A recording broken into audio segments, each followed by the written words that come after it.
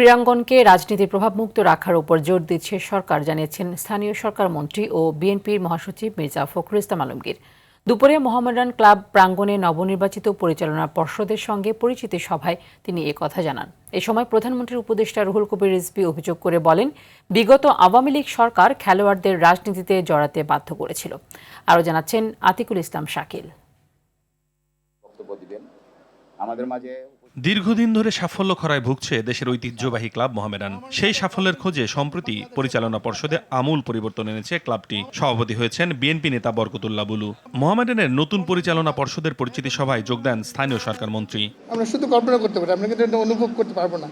অনুষ্ঠানে মির্জা ফখরুল বলেন, খেলাধুলায় রাজনৈতিক হস্তক্ষেপ বন্ধ করতে পারলে প্রকৃত মেধাবী খেলোয়াড়রা সামনে আসার সুযোগ পাবে। প্রধানমন্ত্রী ক্রীড়াঙ্গনকে পেশাদার করতে রাজনীতি মুক্ত করার লক্ষ্য নিয়েই কাজ শুরু করেছেন বলে জানান তিনি। আমরা সবসময় মনে করেছি এখানে কোনো রাজনীতি থাকবে না, এখানে রাজনীতির কারণে কোনো মেধাবী ক্রীড়াবিদ বাদ পড়বে দল থেকে বা জাতীয় দল থেকে, এটা সবচেয়ে কষ্টের কারণ হয়ে দাঁড়ায়।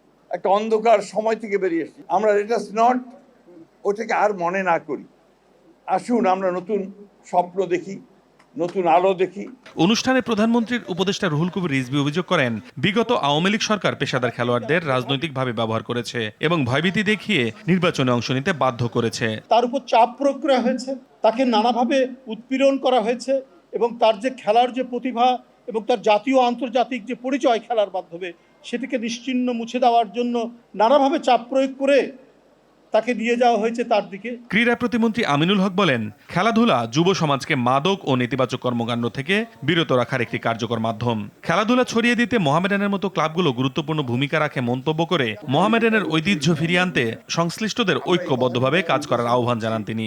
শুধু মোহামেডান ক্লাব না, আমি এখানে আহ্বানী রয়েছে, আমরাও সেই আহ্বানী ক্লাবে গিয়ে আমরা এখানে দলের ঊর্ধ্বে গিয়ে, রাজনীতির ঊর্ধ্বে গিয়ে আমরা খেলাধুলাকে প্রতিষ্ঠিত করতে চাই। আতিকুল ইসলাম শাকিল, RTV, ঢাকা।